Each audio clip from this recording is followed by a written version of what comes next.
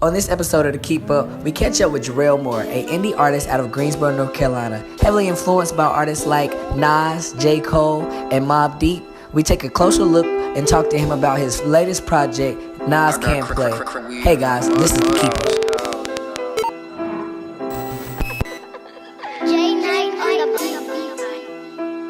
I can serve you on these, don't pull up. I spent $1,200 for this grill in my mouth. Before I die over some money, I talk it out. So many setbacks, let's drag the coffin out. I'm going crazy. Alright, man, we out here in Charlotte. I got Jerrel Moore to Keep Up. Y'all know what it is. Streets 103.3's very own Coke the Kendall, the suntan Superman.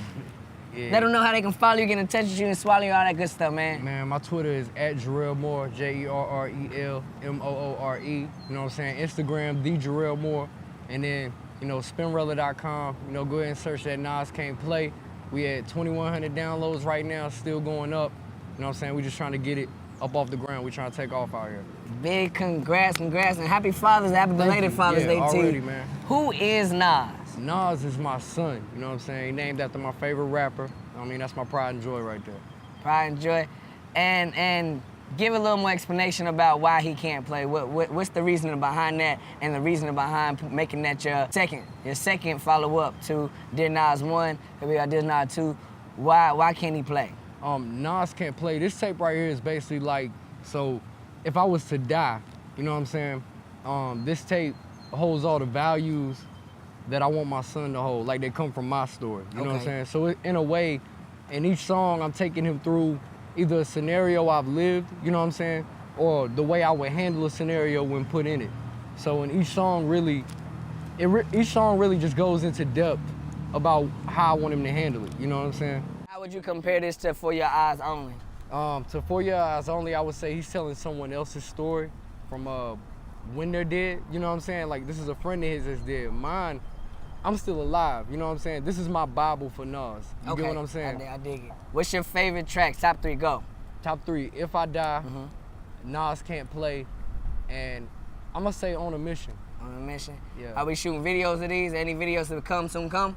If I Die, we've already shot it. All right. I'm waiting on the finished product. It's gonna be crazy. We rented out a funeral home, you know what I'm saying? I'm laying in the casket, my son's there. I got all my homeboys there. It looked like a legit funeral, like pretty good setup. How did it feel to actually be in that casket? What kind of moment was that for you? For me, it wasn't that much. Like I'm pretty relaxed and I'm pretty out there anyway when it comes to, you know what I mean, visual ideas. So I'm almost down for anything, you know what I'm saying? As far as getting the best scene, is my personal life is not gonna affect me. You know, maybe when I see the video, I mean, if it gives off as strong of an impression as I wanted to, it might, but my mom saw a picture of me in the casket, and she was a little shook up, you know what I'm saying? But outside of that, I think that's the type of things people need to see to embody change or to embody a message. Yeah, for sure. You know what I mean? So, I mean, ultimately what it's saying is, you know, if you are in this lifestyle, you know what I mean, you're doing what you gotta do to survive at the same time. Yeah. You gotta know that this could be an outcome, you know what I'm saying? And that's a reality for me, that's a reality for millions of people out here, you know what I'm saying? Especially Nas at this point, yeah, right? especially Nas. I mean, if I'm not here, you know, if I'm here, you know, Nas is good, you know what I mean? Yeah, but for sure. This is the backup plan, you know what I mean? This is the plan B. Nas Can't Play is the plan B for Nas, you know what I mean? If I don't get them millions, you feel me? We ain't gonna say if, man. I got big faith in you, especially what you're doing and the route that you're going from what you had 2 prior tapes? Yeah, I had Give me those numbers. Let's talk about the jump. Yeah, Dear Nas, hosted by DJ Be Easy. Shout out to New Carolina Movement. Yeah, already. That tape right there got about, I'm gonna say like 200 or so downloads, maybe like 3,000, 6,000 views, and the number of streams might be like 900. The second tape, Dear Nas 2, was hosted by DJ Cam Bennett. He's Lil Bibby's DJ. That tape has like 9,000 views, maybe like 2,100 streams, and like 400 downloads. Then this last tape, Nas Can't Play, hosted by DJ Rio, out of the 336. You can find him at he's either at Limelight sometimes, and he's at the Zone especially. And he's a radio. Yeah, he got a radio station too. So DJ Rio really looked out big time, and I say this was really self-promoted heavily. You know, I hit him up the day before I dropped the tape to get him to drop it. And it got, in 4 days, it had 2,000 downloads. Like, it has like 1,300 streams on something weird. Like, it's got 800 more downloads and streams. And it's got like 32,000. Sound like a lot of support, man. Yeah, that's a like lot of support. Yeah, it's a lot. This tape is did big for me. You said Nas is one of your favorite artists. You said big influence. Who else do you have? I need that Jay-Z list. You know, Jay-Z just did that big list on Twitter, just reeling off the names that really just influenced him. Who are some people that you listen to and, you know what I'm saying, made you who you are as an artist? I would say definitely Nas, Cole. From there, I'm gonna say I listen to a lot of old rap. You know what I'm saying? So a lot of old DMX. I like AZ. A lot of people don't listen to AZ from New York, but he did a couple songs with Nas, you know what I mean? But I listen to a lot of his music. He has some nice beats. Outside of that, really, I don't range too far from that, you know, other than what typically plays on the radio, you know what I mean? Old Lil Wayne, I really like old Lil Wayne tracks. I really listen to Ice Cube, just like old music, you know what I mean, in general. I listen to a lot of Mary J. Blige, like, you know what I'm saying, old Mary J. Blige and stuff. I look for samples, like, consistently. Aaliyah, SWV. SWV probably like my favorite girl group, you know what I mean? Completely, and all that. That's really what it is. That's good, man. So last time I spoke to you at Power 104, where I probably job for me, and we were talking about where you're going, and I believe this is when Dear Nas dropped. It's before Dear Nas 2, and now Nas Can't Play, and you told me, you know, about these about these projects that were to come. So I need where we are now, where we plan to be in 6 months, where we are in another year. So when next time I sit down with you, we can go back and say, you know, you did or you didn't. What's the difference, and how do you feel at this point? I will.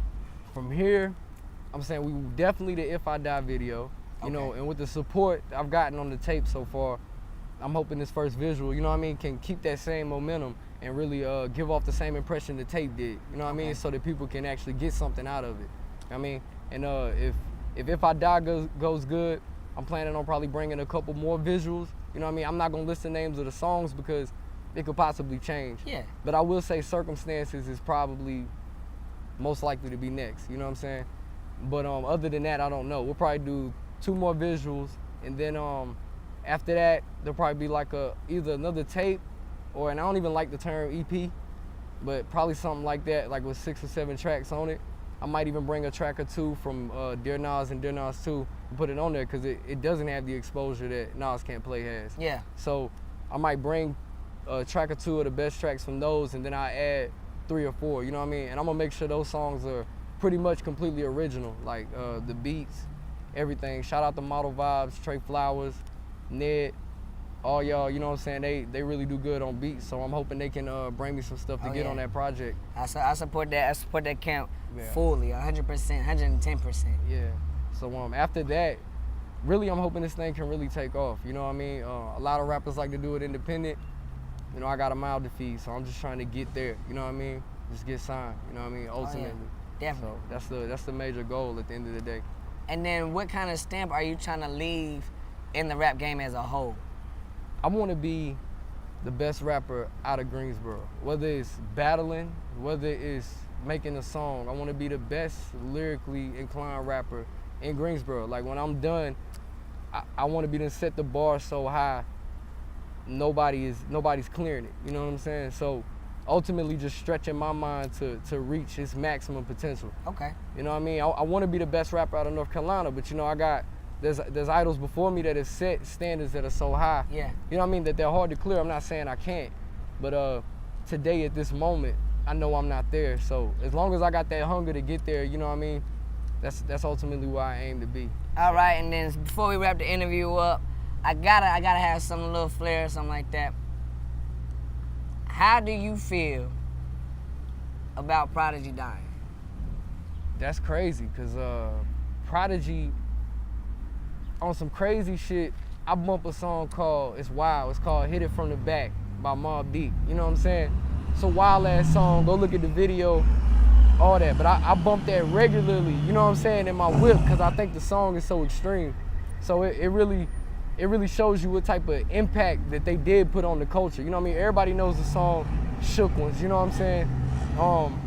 But a lot of people didn't know where it came from till Eminem was battling over it, you know what I mean, on 8 Mile. So the impact that Mobb Deep brought to the game and Prodigy as a whole, you know what I mean, the character he is for Mobb Deep. He's a grimy, you know what I mean, he's a grimy image, you know what I mean, it gave off that impression, you know what I mean? He had beef with Tupac, you know what I'm saying? Tupac used to diss Mobb Deep, you know what I mean? So, you know what I mean, he had a big face in the culture, you know what I mean, and that's a sad loss at the end of the day, so.